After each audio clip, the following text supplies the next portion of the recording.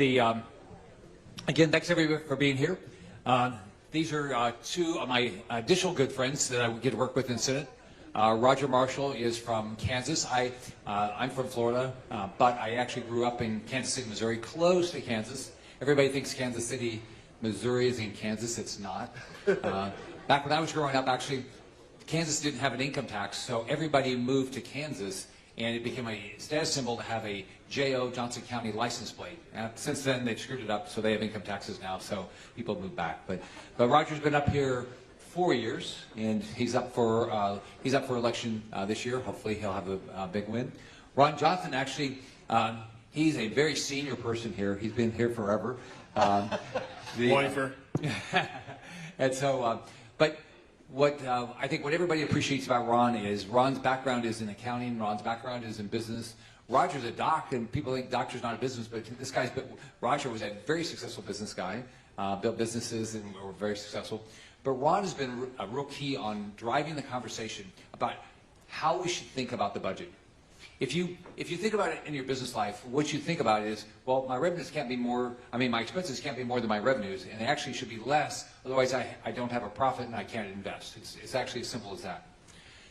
The approach up here is, well, we have to spend the money. Maybe how much can we borrow? And, so it's not about what our revenue is going to be. When I became governor of Florida, everybody says, oh, these states all balance their budgets. That's pure BS. Right? Some states have to balance their budget, and some states have voluntarily balanced their budget.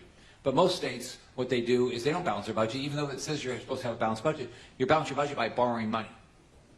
So in Florida, they had increased this net debt of the state by over $1 billion a year for 20 straight years, and we were going into default on our debt the day I took over.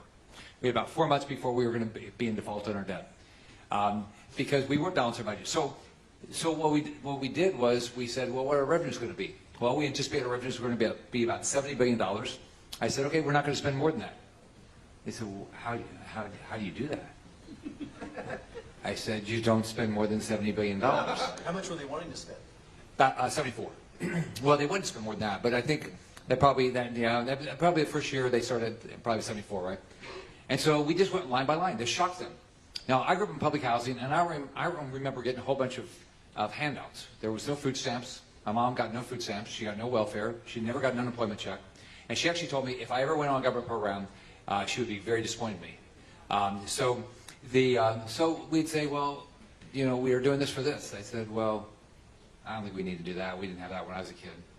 And their eyes would get like this big. Say, you can't do that. And then they'd have just like the federal government, they'd have, well, we're doing this stuff in this agency for the same thing we're doing in another agency. I said, no, we're going to do one or the other. And then we said, we're going to have a written purpose for every line of the budget. Ron says there's 6,000 lines of the budget in the federal government. In Florida, there's 4,000.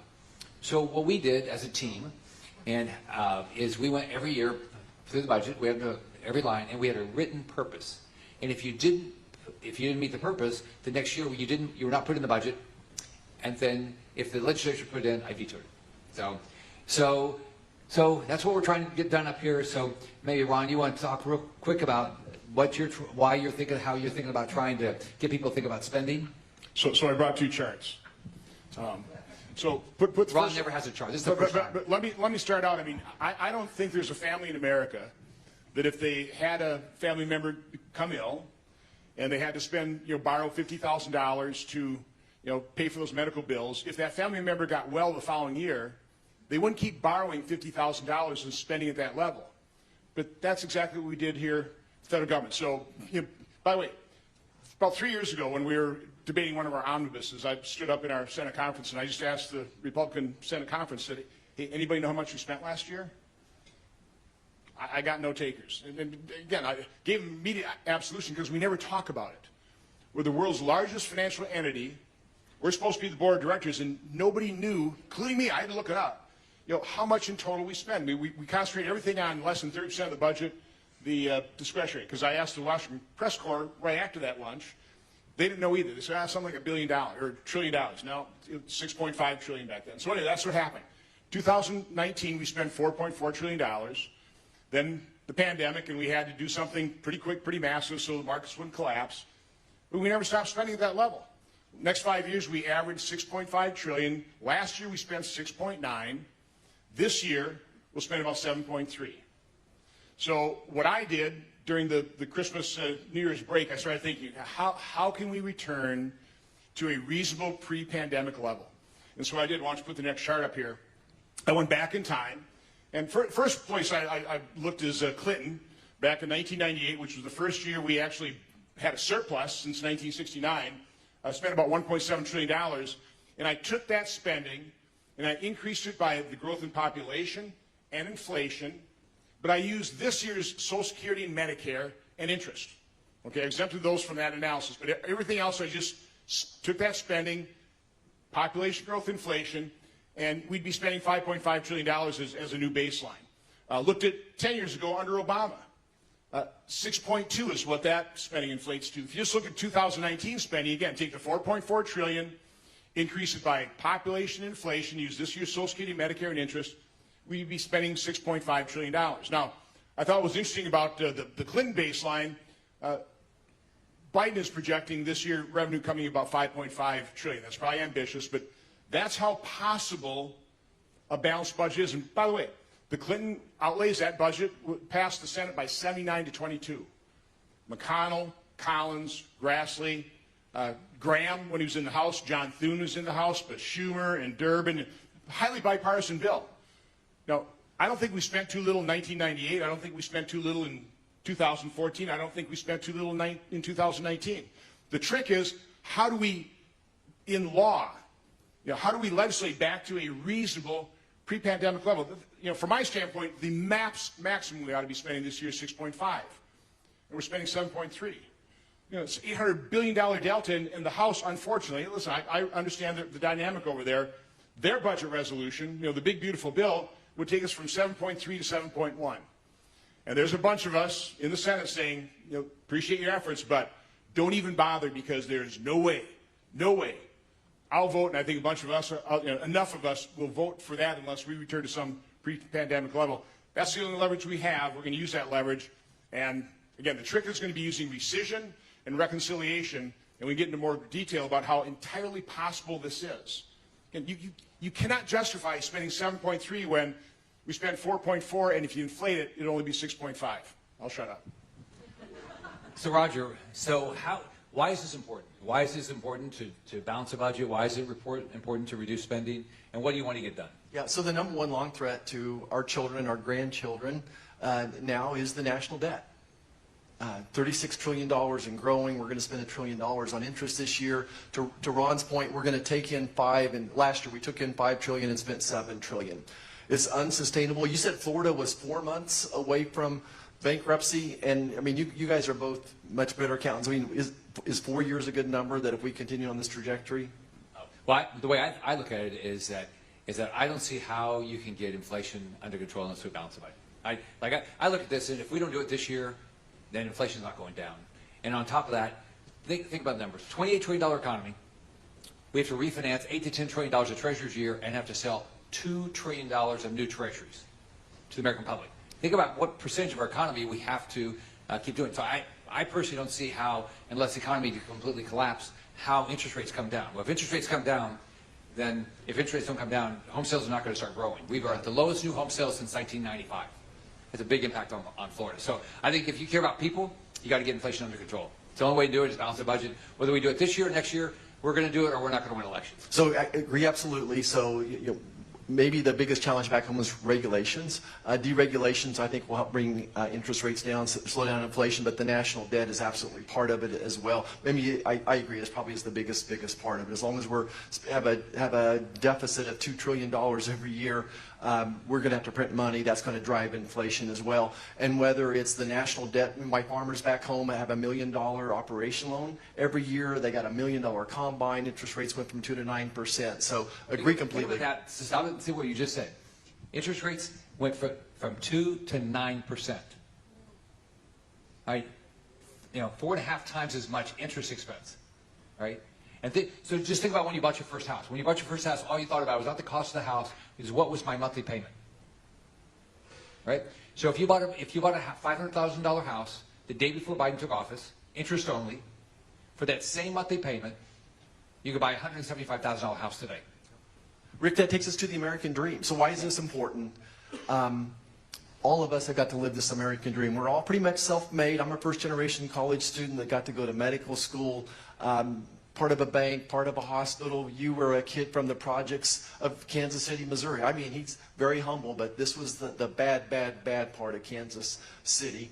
And self-made, Ron picks himself up by the bootstraps, has a big manufacturing company. I think the interesting thing right now is that the businessmen and women are finally coming forward. These two can execute a plan. Everyone's got an idea up here.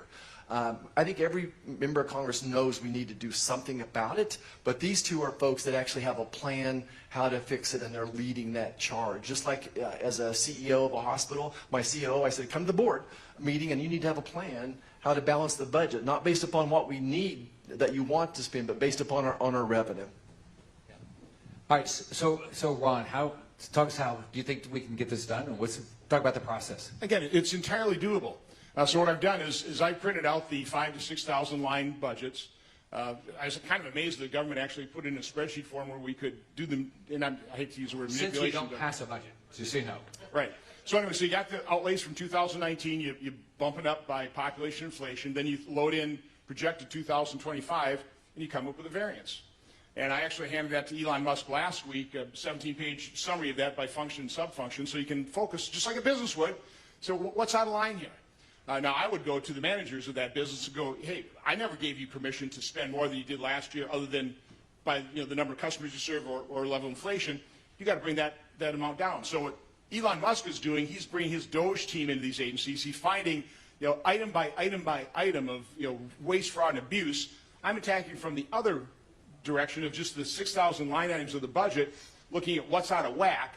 And what we need to do is we need to connect what Elon is talking about, in what function and subfunction, so we can justify reducing spending back to a reasonable level. And it's not where the House is having a problem is they're starting at 7.3 trillion, and they're suffering death by 1,000 cuts. And they're looking for, like again, they want to make it easy. They don't want to have to go through 4,000 lines or 6,000 lines and do all that work. So they're looking for 3 or 4 big programs. And of course, everybody says, we can't cut that. You can't cut that. You can't cut that. They throw up their hands and go, we'll somehow magically come up with $150 billion a year spending cut, which is completely inadequate. So you've got to address it like Elon is, program after program. I mean, thousands of abusive spending programs, and you got to do it like I'm doing it. 6,000, or like Rick did it, 6,000 line items of the budget. Do that work, and if you do it that way, literally, nobody's even going to feel the pain, because there should be no pain, because we're spending at the same level we were in 2019 or 2014 or 1999. Now, again, I would start at 5.5 trillion, plus it up maybe for defense. Me too. But unfortunately, we'd be lucky if we can get back to 2019 levels. Roger, do you think what Elon Musk is going to do is going to be helpful? Oh, it's extremely helpful, absolutely helpful. I gave him an idea yesterday of how to save $83 billion. So if you all are familiar with Medicare Advantage, Medicare Advantage costs the federal government 22% more than traditional Medicare if that patient had been in the same program last year. We're supposed to save the government money. That totals $83 billion. So we spent $83 billion extra on Medicare Advantage. So there's opportunities like that. USAID, the first time I met with Elon, I said we need to burn that to the ground. That there's so much waste in that program. It's a $40 billion a year program. We spend $60 billion a year on foreign government. We've seen enough of it to know that it's basically fraud, waste, and abuse out there. I'll throw out another number. Last year, and this is not Roger Marshall talking, it's not Elon Musk talking, but the GAO, the Government Accounting Office, said the federal government issued $250 billion of improper payments. Not fraud, waste, and abuse. That would be I put that under incompetence. Oh, did they get the money back? I mean, like, if the bank sends you an improper payment, you have to give it back, right? Or do you get to keep it? Yeah, well, first of all, they don't know where it went. They can't find it, and no, it's a lot of small checks. So let me just quick hop in, because Roger was talking about Medicare. My adjusted numbers leave Medicare alone, leave Social Security alone. You could even leave Medicaid alone and still have $700 billion of expenditures this year that are above and beyond the inflationary increase from 2019. So I know CBO just came out and said you can't meet the House budget number without impacting or looking at Medicare and Medicaid. It's completely false. you can exempt all of those and still look at about a $700 billion amount that's over the inflationary increase over 2019 spending. So again, there's so much rhetoric. All the scoring here is designed to increase taxes and increase spending. It's not to balance the budget. And I want to make it real clear, I'm here to save Medicare. The three of us came to save Medicare, not take care away. Medicaid, the same population, half the patients I delivered were on Medicaid. I understand it very well. Again, there's not a worse program in the country from a fraud, waste, abuse, and incompetence than Medicaid, with worsening outcomes. So Medicaid has grown 50% over the last 5 years. The dollars we're spending on Medicaid up 50% the last 5 years. We'll spend $1 trillion on it this year. We'll spend $1 trillion on the military, $1 trillion on Medicare, $1 trillion on Medicaid. Soon it adds up to some money. And working very hard with the Maha Caucus to figure out how do we provide Make America Healthy again for people that are on Medicaid, people that are on food stamps as well. We'll never get ahead of this if we don't make America healthy again. 60% of Americans with a chronic disease now. Say real quick, the reason Medicaid is doubling in cost that way is because it's not Medicaid anymore. It's Obamacare. People have to understand that. What's destroying Medicaid is Obamacare, the Medicaid expansion, where we're paying 90 cents on the dollar for working age adults, people that can single able-bodied adults without children. So we pay 90 cents on the dollar versus a disabled child 50 to 60%. And that's the way Medicaid was set up, to make sure it's a shared program so states would monitor it, not provide benefits to ineligible individuals. With Medicaid expansion, they love signing up ineligible because they actually make money out of it. They tax it. That's one of the gimmicks, one of the legal forms of fraud in Medicaid. So it's completely out of control. I mean, there's some states that are worse than others, California, New York. So again, when you hear that, for example, the House is looking at cuts to Medicaid, think, no, they're going to try and rein in Obamacare that's been just misnamed as Medicaid. And I just want to make a big explanation point here, though. This is not coming from a mean-spirited spot. The best thing we could give these people, that the folks that we're talking about, is a job. A job is maybe the major health determinant out there. People that have jobs versus don't jobs, mental health, physical health, it's all tied together. So, I mean, I think what we realize that when we don't do a good job as conservatives is sharing what's on our heart, that we would give the shirt off our backs to anybody that wants to help themselves. So I would take some of the savings in the Medicaid, the waste, fraud, and abuse, and invest it more in community health centers, invest it bringing mental health into community health centers, bringing nutrition programs, coaching, teaching, those types of things as well. I want to help everyone have their shot at this American dream. There was just an op-ed in the Wall Street Journal that New York, for federal money, per Medicaid recipient, New York gets $3,000 and Florida gets $1,000. So, in Florida, our Medicaid program works. We bid it out to the private sector. They're responsible for access. They're responsible for quality, right? And we know exactly what we're going to pay every year. Now, think about what Ron went back to and said what happened with Obamacare. So I got elected in November 2010. Obama got elected in November 2008. So Obamacare came in. So in 8 years as governor, we took the unemployment from a little less than 1 million people down to 61,000. We took welfare from about a little less than 300,000 down to 71,000. Now, guess what happened to Medicaid and food stamps? They went from about 1.7 million to 3.5 million. How could that happen? We added all those jobs. Because what Obamacare did, and we didn't expand. It would have been worse if we had expanded and covered able-bodied adults, because Medicaid is primarily for a parent with a child. That's what it was it was set up to take care of, just like welfare. So think about what they did. They caused all these people to go in the system. We showed them, right, where you could go look at the rolls and how much fraud there was. Never once would they look at it. The amount of people that are taking advantage of the program that don't have have no reason that they should be on it is staggering. And New York is gaming the system, okay? There are loopholes, and I don't want to bore you, but trust me, that's where the fraud, waste, abuse, and incompetence is. New York is absolutely gaming the system. There are red states are as well, though. I mean, the whole sales tax on healthcare and stuff. I mean, it's But again, it's across the board. It's red states and blue states. It has to be stopped. Yeah. So Rod's right, because what they did was the way Medicaid was set up is the state had to pay its portion. All right, and it's supposed to be done based on income levels. It's not exactly done that way, but so what happened is the states were saying, well, if I tax providers, I'll get the money that way, and the hospitals are saying, that's fine with me because I'll get more money out of Medicaid. So there was a whole bunch of things like that. Instead, it was supposed to be just general revenue that was going to come in, so all the taxpayers of a state would pay for it. But that's not the way it works. And so it's a game. It's a game to get more federal money. That's why New York gets $3,000 per Medicaid recipient, and Florida gets $1,000. And if we get $1,000, Puerto Rico, they put a lot of time into Puerto Rico, they get less than we do. And so they have to run a Medicaid program with less money than even Florida gets. So, but I'm optimistic that we're going to get something done. I don't think it's easy. People are they're thinking the way that Ron is saying that, you can't cut, you can't cut, you can't cut. And that's all great. Then you're not worried about any program you care about, because Medicare's going bankrupt, Social Security's going bankrupt. Inflation can't go away, interest rates can't come down. So my belief is it's all going to. We're going to have to do this. Are we going to do it this year? Are we going to do it next year? And if we don't do it, with regard to elections, if we don't get inflation under control, Roger's up this time. But I just went through a cycle. What do people care about? They care about the border, and they care about inflation. The Capitol is packed, as you know, if you're around there, it's packed with people. They all come to my office. All of our offices ask for money. So somebody came in the other day, and I said, you know what? I just went through a campaign. I don't know, did 500,000 events. I said, not one person in my state brought that issue up. I said, they didn't bring up the border. Are you doing anything on the border? They did bring up inflation. Are you doing anything on inflation? I said, you wonder why President Trump is talking about the border, inflation, spending, waste, all this stuff? Because that's what the public asked about.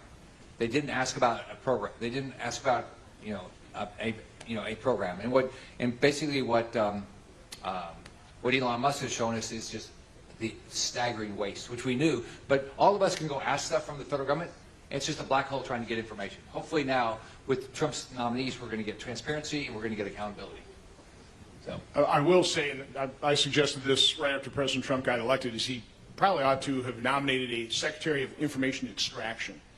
But Bobby Kennedy is absolutely dedicated to radical transparency. I issued a friendly subpoena January 28th. We're not getting much, and it's not because of Bobby Kennedy. It's because the bureaucrats that are going to drag their feet. Pam Bondi had the exact same problem in terms of getting information. So this is going to be a tough slog. The deep state does not give up its secrets very easily. And I think my final point is, in terms of doing any of this with the budget, we absolutely need presidential leadership. I am so glad in our dinner down in Mar-a-Lago, he said he wanted to balance the budget. In his, quasi-State of the Union address, he's committed to balancing the budget. He does need to come to terms, though, that it's not going to just be on tariff revenue. He has to demand a pre-pandemic level spending. And one of the things I'll keep prodding him about is I don't think anybody that voted for President Trump expected he would continue to spend at Biden levels. I'm hoping that'll, he'll have a little competitive nature that'll kick in, and he'll embrace, strongly embrace a pre-pandemic level. Because again, it's entirely possible. If this were business, this would be so simple. You'd have responsible managers going, yeah, I kind of screwed up, overspent there, boss. We'll get it back in line. This should not be hard. It really shouldn't be. All right, I think we're going to take some questions. Greg? For the long-term health of the American financial system, though, at some point, Social Security and probably Medicare has to be rejiggered so it's actuarially sound. I mean, it doesn't work. I know that's like everyone hates to talk about that, but at some point it's probably going to have to happen. What are your thoughts on that? So there's 4 or 5, maybe 10 different dials that you can use, and everything. There is fraud, abuse, and incompetence going on out there already. A strong economy floats all ships, so we have a stronger economy, more people paying into it. 20 million people in the country that are here illegally, that I'm not sure that they're paying in for it. I think we do have to sit there and honestly say, what did we cut the FICA off now at $177,000? That's going to probably have to go up as well. To me, it's just a math equation, and there's dials, and it's going to probably take a president in a second term that's willing, towards the end of that presidency, to make some tough decisions. Yeah, right now we have over 50 million people working age. Now, some of them might be disabled, but we have 50 million people working age that don't have a job. So think about what the revenues would be if they all got back to work. Then on top of that, if we could, there's things you can do without putting any benefits with Medicare and dramatically reduce the cost. And then if you who knows what, we'll see what the real numbers, but if you look at what Trump talked about and what Elon has talked about, there appears to be some fraud. I don't know how massive the fraud is in Social Security. I saw one cute meme that somebody said, my husband threw tea at the Tea Party, my son fought in the Civil War, and Elon Musk now wants to cut me out of my Social Security. So unfair. So let me kind of disagree with the premise, though, because I've shown you if you return to a Bill Clinton budget, pre-pandemic, come close to balancing the budget, which means you could then have the wherewithal to plus up benefits if you had to. Plus, you talk to young people. Again, we've got a baby boom bubble that we've got to get through, and then these things do ease, the pressure eases on that. But you talk to young people and ask them, what do you think you're going to get out of Social Security? They go, nothing. Well, it's wrong. No, they'll get 75 to 80%. So again, that's a group of people that'll be the beneficiaries that expect to get nothing. They might be open to reform from that standpoint. So what we're seeing, what I see inside the conference is people say, well, they just throw up their hands because we're not going to touch Social Security, but the only way you solve this problem is Social Security. And I'm showing, no, we have plenty of room of out of control spending on all these other items to balance the budget. Let's do that first. We talk about a budget and a balanced budget, you shouldn't have debits, it should equal our credits, but what can we do to implement accountability in the United States government? So all these departments, they should have a budget, they do, they go over the budget. So what can Congress or what we can do to assist and help so that there is accountability in the unelected officials for each department that does not balance their budget? I would just say, really, the benefit of Doge and Elon Musk is they're showing the outrageous level of waste, fraud, and abuse, and we'll highlight that. He's also got his bullhorn. I think that's going to do a lot in terms of creating the public pressure to start balancing the budget. So these agencies don't know when they go over the budget. When the U.S. Treasury is issuing the checks, they're not requiring them to say which line item of the budget does it go to. That's just the start of the problems going on here. Yeah, they said like $4.7 trillion of checks that went out from Treasury had no purpose. I mean, you would never do that in your business.